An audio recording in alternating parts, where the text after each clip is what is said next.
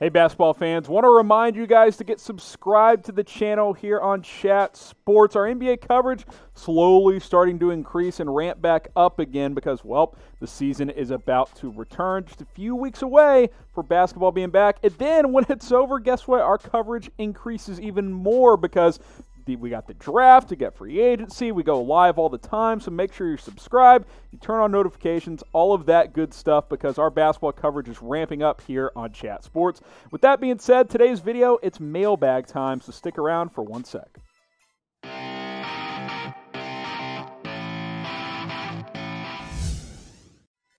I'm your host, Harrison Graham. Thanks to everybody submitting their questions using hashtag NBA. Here's Clay. How bad will the Rockets be hurt by not having a solid center? Any of these teams would handle the Rockets if they go with the big man lineup. For example, the Nuggets could put Jokic, Plumlee down low, or even the Mavs could do Porzingis and Boban in the lineup. The Rockets couldn't guard either of those. So it's kind of twofold, right? You know, look, this is the Rockets starting lineup. They've redefined small ball. There's no doubt about it. You got Westbrook and Harden in the backcourt, Gordon, Covington, and Tucker. None of those guys are over the height of 6'7". But I will say this, in regards to other teams, sure, in theory, let's just play two twin towers and dominate down low. Yeah, the Rockets are going to struggle on the boards and in the paint. But on the flip side of things, and this is the Rockets' strategy on offense, they're just going to go score a bunch of points and spread you out and get mismatches and pick and rolls because their other teams' bigs aren't going to be able to keep up with all their quick guards. So, look, yeah, the Rockets are undersized, but they're aware of that. And Tyson Chandler, sure, he's a 7-footer. They don't even play him, really. So they've certainly committed to small ball, and that does pose its challenges, but it poses other teams' challenges, too. There was a game where they beat the Lakers before the season got shut down, in which that they basically forced the Lakers to play small ball, too, because Dwight Howard and JaVale McGee were getting so worked and blown by for easy layups for the Rockets. It was a mismatch for the Lakers defensively. So they can pose problems, especially when you have two dynamic guards who can score at will and can really, really move, and that's James Harden and especially Russell Westbrook with his athleticism.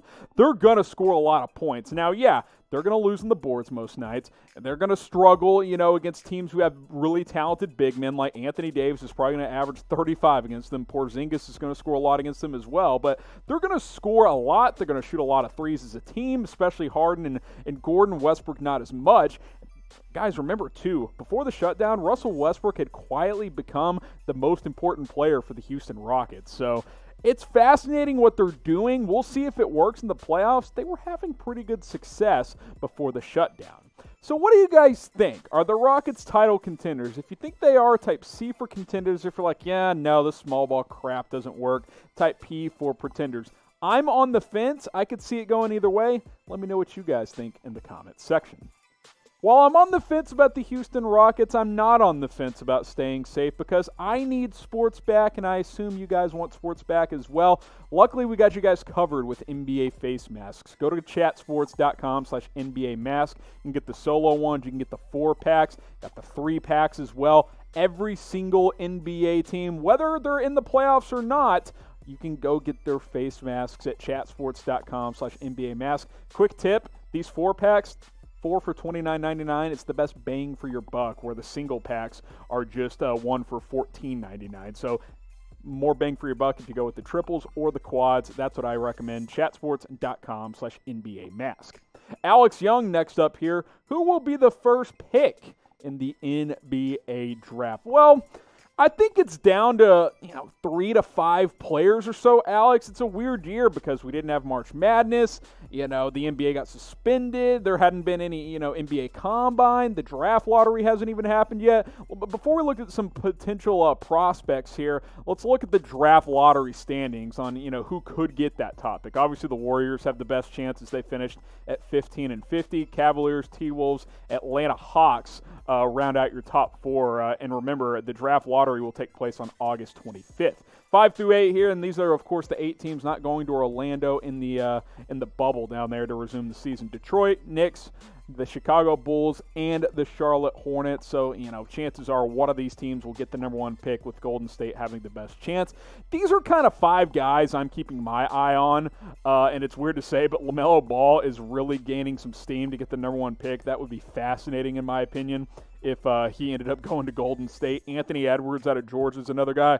James Wiseman's the best pure center in this draft, but with the way NBA is going, do you want a pure center? Yeah, maybe, maybe not. Obi Toppin, and then you got Denny Avdija as well, international player, who some people think is like a poor man's Luka Doncic. Not as much upside, but has similar type of ability. 6'8", 6'9", can handle and can shoot the ball as well. So who do you guys think will be the number 1 pick in the NBA draft? Let me know. Go ahead and predict it down in the comment section. And guess what? I mentioned earlier, you should subscribe because we're going to be live for the NBA draft once that comes around in October, and we'll have some mock drafts for you as well. So just another reason to subscribe to the channel. Next one up here is 6 of 1 using hashtag NBA. Some people have speculated that the playoffs will be flukier than usual because of the time off and tournament-like format. Is there a team you could see particularly being helped or hindered by these circumstances? Well, to be clear, it's not really a tournament-type format. You're going to play 8 regular season games and then the playoffs. Sure, you might have the little 1 to 2 game play-in tournament thing. That's not really a play-in. That's just 1 or 2 game mini-series between a couple of teams. Some teams I think that could benefit from the time off and the bubble. I'm going to look at these 3 teams. The Raptors, for this reason, championship team, veteran experience, guys like Kyle Lowry and Marc Gasol.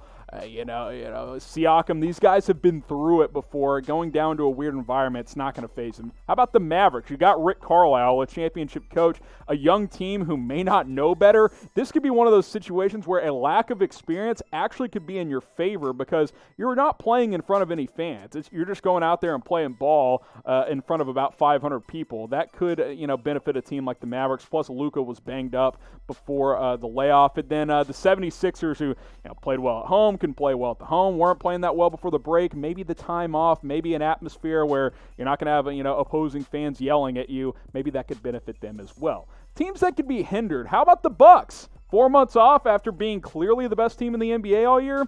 That could be a problem. Assuming they're going to play at that same level, that's quite a high standard. Utah Jazz. The only reason I throw them in here is there's clearly friction between Donovan Mitchell and Rudy Gobert. The whole coronavirus situation. Now you're seeing storylines pop up that they already weren't getting along, and that it's just gotten worse. Don't love that. Don't love that situation out there in Utah. And then the Oklahoma City Thunder, only because they were overachieving at such a high level. Can they keep that level up after 4 months off? Not really convinced that that's going to be the case. Who is your biggest sleeper team for the NBA's restart? Let me know which team heading down to Orlando could be a sleeper, make some noise in the playoffs. Go ahead and reply with your answer in the comments section.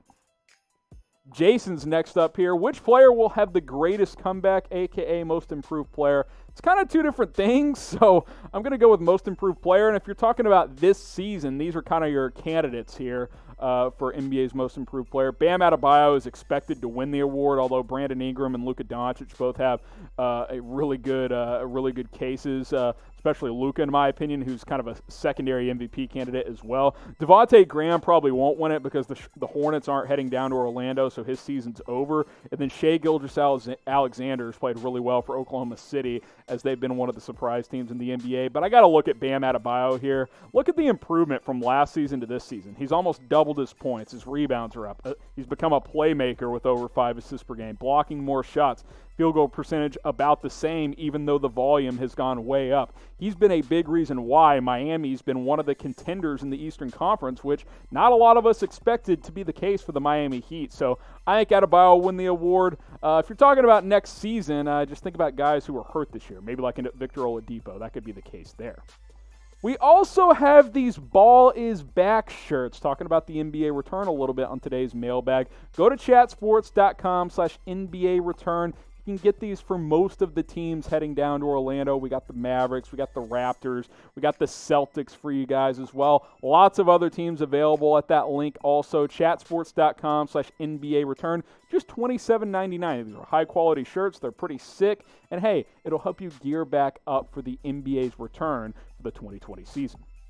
John Doe is up here. Who's the biggest sleeper free agent signing going into the rest of the season? So there's been about 15, 20 players added to teams heading down to Orlando. I'm going to focus on these 4 players because they're going to teams that I believe could have a chance to make some noise. Obviously, the Lakers are a contender. J.R. Smith, that's significant. Joakim Noah, not sure what he brings to the Clippers, but they're a contending team as well. Trey Burke played pretty well for the Mavericks last year in limited action. I like that pickup for them, especially with Jalen Brunson not playing due to injury. And then Luka Mute is an interesting add for the Rockets because he basically hasn't played in 2 years. Hadn't played at all this season, only played in 4 games last year. But in 2017-18, with the Rockets, by the way, played really well. Kind of a 3-and-D guy, mostly a defender, really one of the better perimeter defensive players in the NBA.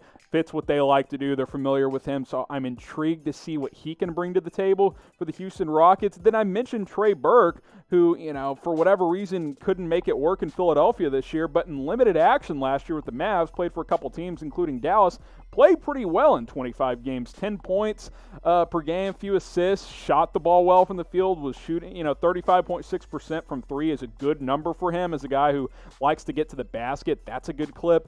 I think he'll give the Mavericks some quality minutes down in Orlando as well.